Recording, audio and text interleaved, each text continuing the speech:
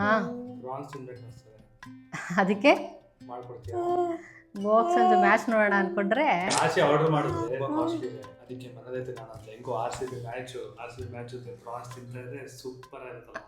ಹೌದೌದು, ಆಯ್ತು ತಗೊಂಬ ಮಾಡೋಣ ಅಂತ. ಈ ಥರ ಕ್ಲೀನ್ ಮಾಡಬೇಕು ಅಂತ ಅವಾಗ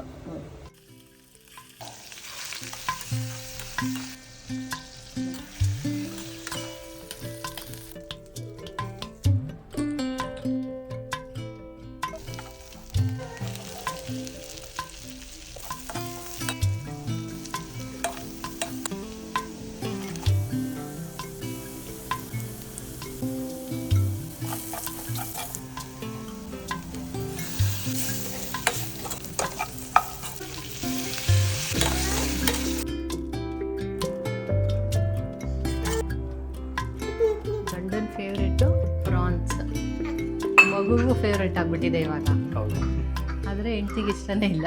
ನನ್ನ ವೈಫ್ ತಿನ್ನೋದೇ ಇಲ್ಲ, ಆದರೂ ಸೂಪರ್ ಆಗಿ ಮಾಡ್ತಾಳೆ. ನಾವಿಬ್ಬರು ಟೇಸ್ಟ್ ಮಾಡೋಣ. Chase chase. ಚೆನ್ನಾಗಿದೆಯಾ? ನೆಕ್ಸ್ಟ್ ಲೆವೆಲ್ ಮಸಾಲ ಅಂತೂ ಸೂಪರ್ ಆಗಿದೆ. ಆ್ಯಕ್ಚುಲಿ ತುಂಬ ಕಮ್ಮಿ ಕ್ವಾಂಟಿಟಿ ಮಾಡಿದ್ದೀವಿ ನಾವು.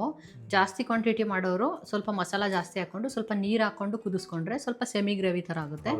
ನಾನು ತಿಂದೇ ಇರೋ ಐಟಮ್ಸ್ ಕೂಡ ನಾನು ಸಂಜೆಗೆ ಮಾಡ್ಕೊಡ್ತೀನಿ. ನಾನು ಆ್ಯಕ್ಚುಲಿ ಅದು ನಮ್ಮ ಅಮ್ಮನಿಂದ ಬಂದಿರೋದು. ನಮ್ಮಮ್ಮ ನಾನ್ ವೆಜ್ ತಿನ್ನಲ್ಲ, ಬಟ್ ಒಂದು 30-40 ವರ್ಷದಿಂದ ನಮ್ಮ ಪಪ್ಪು ಮಾಡಿಕೊಡ್ತಾರೆ, ಸಕ್ಕತ್ತಾಗಿ ಮಾಡ್ತಾರೆ ಟೇಸ್ಟ್ನ.